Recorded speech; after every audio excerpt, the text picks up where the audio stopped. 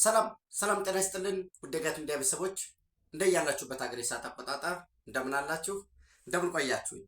ህዳር 30 2018 በኢትዮጵያ ዘመን አቆጣጠር ዲሴምበር 9 2025 በግሪጎሪያን ካሌንደር የጋት ዕለታዊ አጫጭር መረጃዎች ከዚህ እንደሚከተለው ወደ እናንተ አደርሳለሁ። ላይክ አድርጉ፣ ሸር አድርጉ፣ ሀሳብ አስተያየታችሁን አካፍሉ፣ የጋት ሚዲያ ሜምበር ሁኑ። ጋት ሚዲያን በሱፐር ታንክስ ደግፉ። እየደገፋችሁ ስላላችሁ ከምንም በላይ አብራችሁኝ ሆናችሁ እያበረታችሁኝ በጋራ እየተማርን ስለሆነ እጅግ የከበረ ምስጋና ይድረሳችሁ።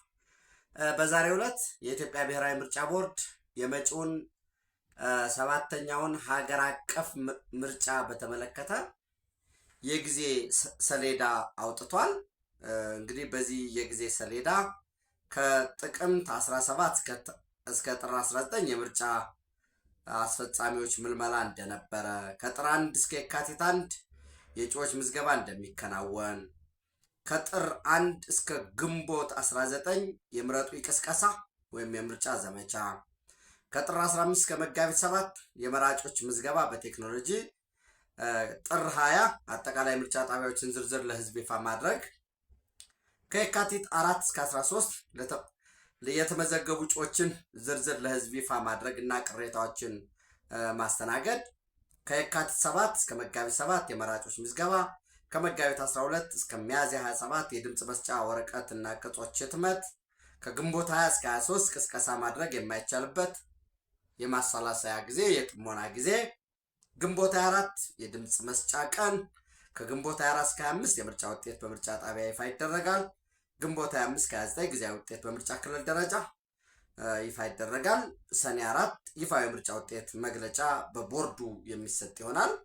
እንግዲህ ከዛ በኋላ ደግሞ መንግስት መስከረም 29 ይመሰረታል ማለት ነው በ2019 በፓርቲም በግላቸውም ለሚወዳደሩ ይህንን የጊዜ ገደብ እንግዲህ ይሄ የጊዜ ስኬጁል ማለት ነው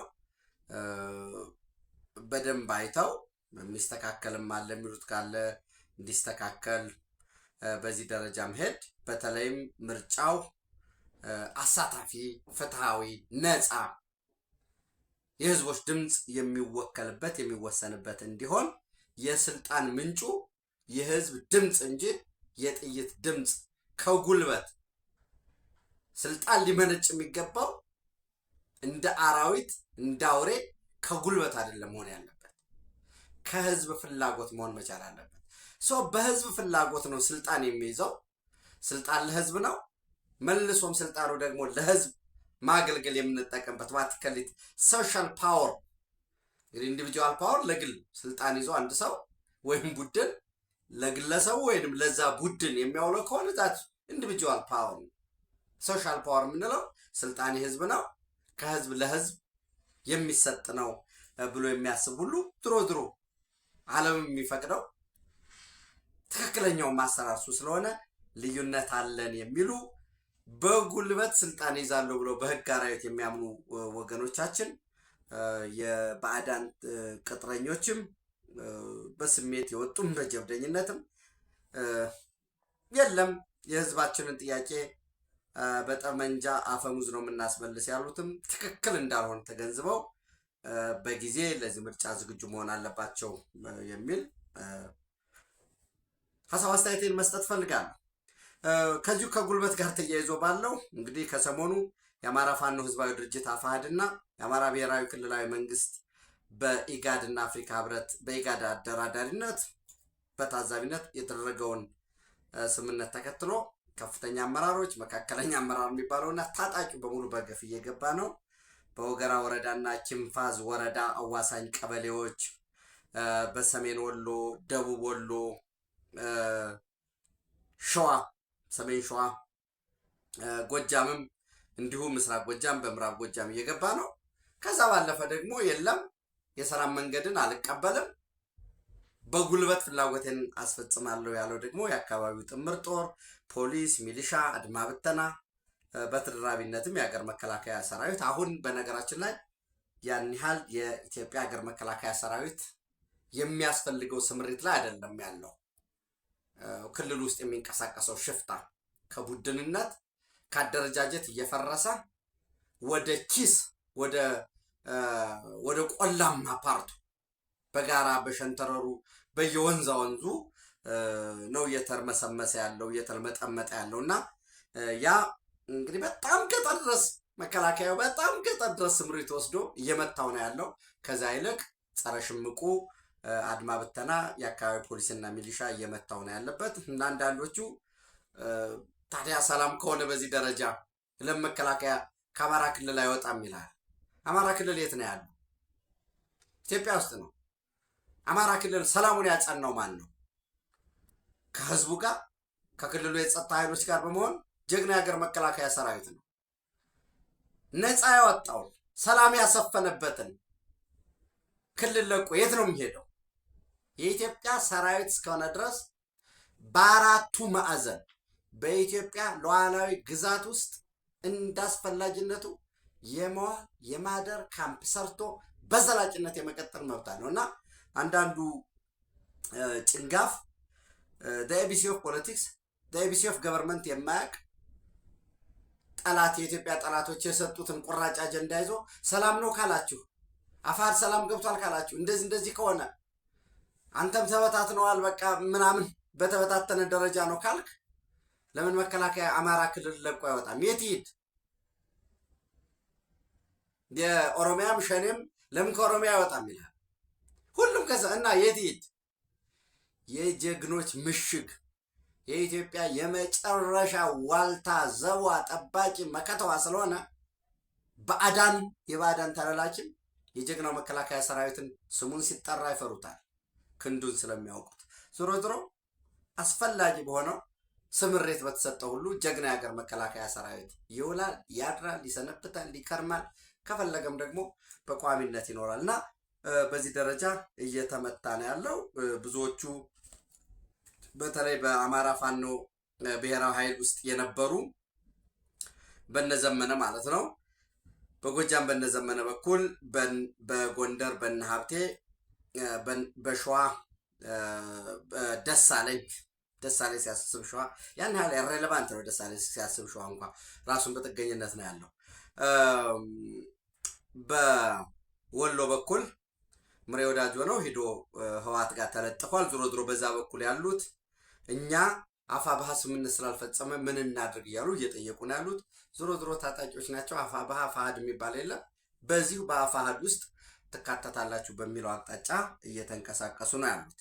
ይህንን እዚህ ላይ እናበቃና እንግዲህ ኤርትራን በተመለከተ ሁለት አጫጭር መረጃዎችን እሰጣችኋለሁ። አንደኛው አቤል ብርሃኑ የወይኗ ልጅ በዩቲዩብ ገጹ እንዳጋራው ቬሪፋይድ፣ እኛም መረጃውን ወደ እናንተ ለማምጣት ስሞክር ማረጋገጥ ስላለብኝ ለማረጋገጥ እንደሞከርኩት ግብፅ ካይሮ ውስጥ እና በአዋሳኝ አሌክሳንድሪያን ጨምሮ በከፍተኛ ደረጃ ኤርትራውያን እየታፈሱ ነው ያሉት። እየታፈሱ ህጋዊ የስደተኝነት ወረቀት ያላቸው ይሄ አሳይለም የተሰጣቸው እነሱ ወደ እስር ቤት፣ ከዛ ውጭ ያለው አሳይለም የሌላቸው ግን ካይሮ ወደሚገኘው ወደ ኤርትራ ኤምባሲ እየተወሰዱ ማረጋገጫ እየተሰጣቸው ፍላጎት ወደ ኤርትራ እንመለስ ለሚሉት ፍላጎታቸው እየተጠየቀ ኤምባሲው እየተባበረ በገፍ ዲፖርት እየተደረጉ ነው ያሉት ለና እንዲሁም ለመላክ ዝግጁ የሆኑ ያሉት። እስካሁን 350 የሚሆኑ በእስር ቤት ውስጥ የታሰሩ አሉ። 154 የሚሆኑ ደግሞ ወደ አስመራ የተመለሱ አሉ።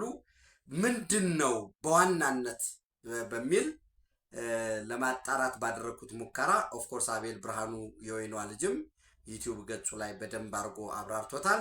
አንደኛ ህገወጥ የንግድ እንቅስቃሴ ውስጥ መሰማራት፣ ንግድ ፍቃድ ሳይኖራቸው የስራ ፍቃድ ሳይኖራቸው ህገወጥ ንግድ ውስጥ መሰማራት። ሁለተኛ የህገወጥ የገንዘብ ዝውውር ወይንም ፎሬን ኤክስቼንጅ ውስጥ፣ ይሄ በአብዛኛው አዲስ አበባም የሚሰሩት ማለት ነው፣ እዛ ውስጥ መሰማራት። ሶስተኛ የአልኮል መጠጥ በመጠጣት የቡድን ጸብ ወንጀል ውስጥ መሰማራት እና የአደገኛ እጽ መጠቀም በሚል የተጠረጠሩና ሌሎችም ደግሞ እንግዲህ ሌሎች ወንጀሎችም ፈጽመዋል ነው የሚለኝ። እሱን ለማጣራት እየሞከርኩ ነው። በዚህ ምክንያት እስካሁን 154ቱ ተይዘው ወደ አስመራ እንዲመለሱ ተደርገዋል፣ ቀጥታ ከካይሮ በተደረገ በረራ። ሌሎች ደግሞ ከ350 በላይ ደግሞ በእስር ቤት አሉ። ፖሊስ የጂአይኤስ የጀነራል ኢንተለጀንስ ሰርቪስ የደህንነቱ እየተከታተለ በሙሉ እየያዘ ወደ እስር ቤት እየወሰዳቸው ነው። ምናልባት ይህን ተከትሎ አንዳንድ ወዳጆች ለኤርትራ ሰራዊት ቁጥር ስላነሳቸው በአብዛኛው ወጣቱ ስለተሰደደ በሀገር ውስጥ ያለው ኤርትራ ውስጥ ያለው ሽማግሌ የአካል ጉዳት ያለበት መዋጋት የማይችለው ስለሆነ ድንገት ከኢትዮጵያ ጋር ጦርነት የሚያነሱ ከሆነ በዚህ ደረጃ የሚያሰለጥኑት ተዋጊ ለመመልመል ነው። እንዲሁም አንድ ወዳጄ ስሙን ምናልባት የሚያዳምጠኝ ከሆነ ስላልፈቀደልኝ እንጂ ምንድን ነው የሚለኝ፣ ግብፅ ይህንን አድርጋ በቀጣይ ጊዜ ደግሞ በቀጣይ ሳምንት 2 ሳምንት ውስጥ ኡጋንዳ ውስጥ ያሉ ስደተኞችም ዲፖርት መደረግ ከተጀመሩ ሁለቱን አያይዘን ለጦርነት ዝግጁ የሚሆን ታጣቂ የመመልመል ነው ብለን ልንወስድ እንችላለን ብሎ ያስቀመጠው ነገር አለ። እሱን በደንብ እናየዋለን ማለት ነው። ሌላው እንግዲህ ኢሳያስ አፈወርቂ ወደ ጅዳ በዛሬው ዕለት ተጉዘዋል። ያው የሚለው በጅዳ ንጉስ በሳውዲ አረቢያ ንጉስ በንጉስ ሰልማን ቢን አብዱልአዚዝ አልሳውድ ጋባዥነት የሚል ነው። ያው እሳቸው ሲምቦሊክ ናቸው እንጂ ዋነኛውን ስራውን እየሰሩት ያሉት ጠቅላይ ሚኒስትር ሙሐመድ ቢን ሰልማን ኤምቢኤስ የሚባሉት ናቸው። ከዛ በፊት ነገሮችን ትራያንጉሌት ስናደርግ ኢሳያስ አፈወርቂ ወደ ሳውዲ አረቢያ ከመሄዳቸው በፊት መጀመሪያ እንደምታስታውሱት ፖርት ሱዳን ነው የነበሩት። ሱዳን በዛ ሱዳን እንግዲህ ሳውዲ አረቢያ ኦፊሻላዊ እኔ ለሱዳን አርምድ ፎርስ ለአልቡርሃን ነው የምረዳ የሚል በግላጭ ትጥቅም የጦር መሳሪያ እንደግፋለን ባይሉ ዓለም አቀፉ ማህበረሰብ ያውቃል ሳውዲ አረቢያ አልቡርሃንን እንደምትረዳ፣ ኤርትራ ካልቡርሃን ጎን እንደሆነች፣ ግብፅ ካልቡርሃን ጎን እንደሆነ። ከዛ ባለፈ ብዙዎቻችሁ የምታስታውሱት ከሆነ በ2023 ላይ ኖቨምበር 7 2023 ጅቡቲ ላይ as a co-facilitator of the talks in Jeddah between the Sudan Armed Force and Rapid Support Force, Kingdom of Saudi Arabia, the Intergovernmental Authority on Development IGAD, also participate on behalf of the African Union, and the United States are able to announce the SAF and RSF have committed to take steps to facilitate increased humanitarian assistance, የሰብአዊ መብት ድጋፍ ለማድረግ and implementing confidence building measures የሲቢኤምኤስ የሚባለው ማለት ነው። በዚህ መሰረት አንደር ሜይ 11 2023 የነበረውን ስምምነት በማድረግ የጅዳ ዲክላሬሽን መሰረት አድርገው አንደኛ ሁለቱ ቡድኖች ሳፍ እና አርኤስኤፍ የሱዳን አርሚ ፎርስ እና የሄሜቲ ወይ ደጋሎ የሚመሩት የራፒድ ሰፖርት ፎርሱ በጋራ በመሆን የሰብአዊ መብት ድጋፍ ለማድረግ ራፒድ ሰፖርት ፎርሱ እና የሱዳን አርሚ ፎርስ ግንኙነት ለመመስረት ለመነጋገር establishment of communication between SAF and RSF leaders, arrest of prison escapes and fugitives ወንጀል ፈጽመው ያመለጡትን የኛ ሀገር ፋኖ ጭራሽ ወንጀለኛ ለማስመለጥ ነው፣ እስር ቤት ለመስበር ነው የሚሄደው። ሌላ ጉዳይ የተለላች ስለሆነ ነው።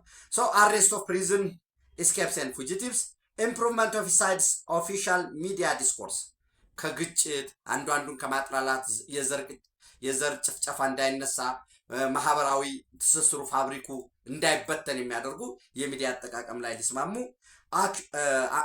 actions concerning each sides warmongers and pro-war element ይህንን ሊያስወግዱ። አንደኛው እንግዲህ በተለምዶ joint statement of commitment from Jeddah talks between Sudan's armed force and rapid support force። ስለዚህ ይህንን የጅዳ ቶክን ጅቡቲ ላይ የተፈረመውን ይገመግማሉ።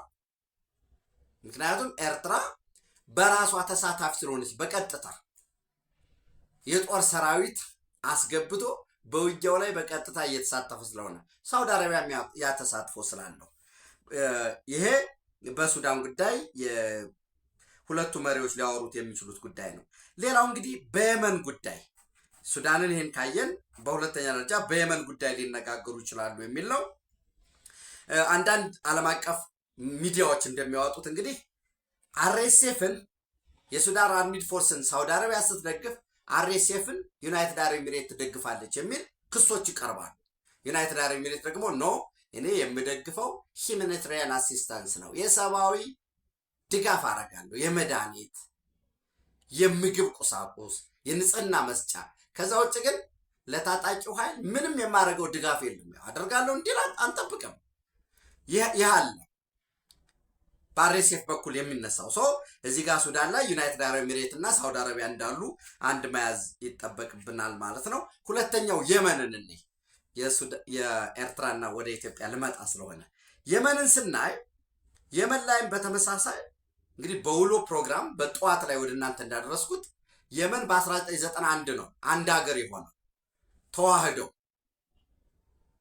ደቡባዊ የመን ዲሞክራቲክ ሪፐብሊክ ኦፍ ሳውዝ የመን የሚባል ዋና መቀመጫውን ኤደን ያደረገ በታሪክም በእንግሊዝ ቅኝ ግዛት ሲገዛ የኖረ ለዲሞክራታይዜሽን በጣም ቅርብ የሆነ የዲሞክራቲክ ካልቸር ያለው ልክ ሶማሌላንድ በእንግሊዝ ስለተገዛ የዲሞክራቲክ ካልቸር አለው ዌስተርን ካልቸሩ።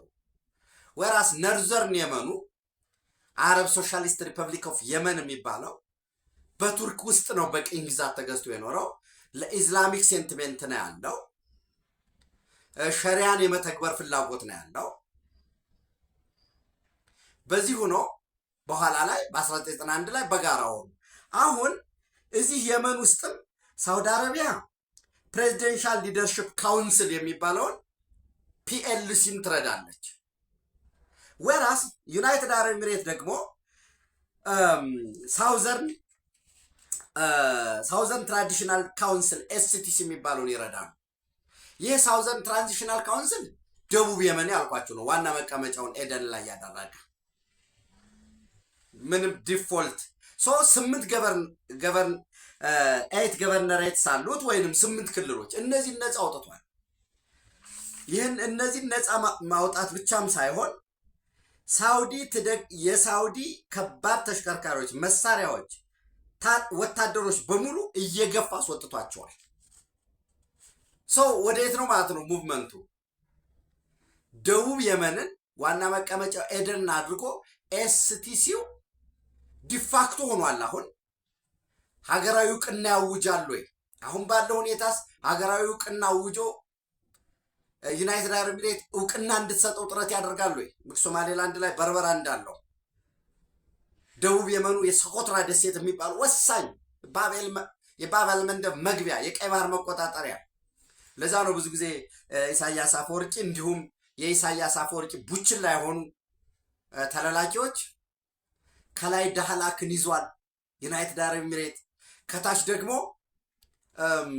ሃኒሽን ዳህላክን እንቶ ከላይ ሃኒሽ አለ ዋና ማዕከሉ የሬድሲ፣ ከታች ሶኮትራን ይዟል። ስለዚህ ቀይ ባህርን በዋናነት የመቆጣጠር ፍላጎት ያለው የዩናይትድ አረብ ኤሚሬት ነው። ዩናይትድ አረብ ኤሚሬት ደግሞ ከአሜሪካ ጋር አለሁኝ የሚል የይስሙላ ግንኙነት ነው እንጂ ያላት በዋናነት ግንኙነቷ ከቻይና ጋር ነው የሚል ወረቀቶች ይወጣሉ፣ ብዙ ጽሁፎች ይጻፋሉ። እሱንም ማየት ይጠበቅብናል። በደንብ አናሊሲስ መስራት ለምንፈልግ ሰዎች ፖለቲካውን በደንብ የመረዳት ፍላጎት ካለን ፕሬዚደንሻል ሊደርሺፕ ካውንስሉ ተሸንፎ ከደቡብ የመን እየወጣ ነው። ሳውዲ አረቢያ የምትደግፈው፣ ግብፅ የምትደግፈው፣ ኤርትራ የምትደግፈው የሱዳን አርሚ ፎርስ አልቡርሃን የሚመራው ሞር ኦር ለስ ደቡብ ሱዳን ያው ሌላ ደቡብ ሱዳን ስላለ ነው። የኮርዶፋንን ይዞ ሙሉ ለሙሉ ተነጥሮ እየወጣ ነው ያለው።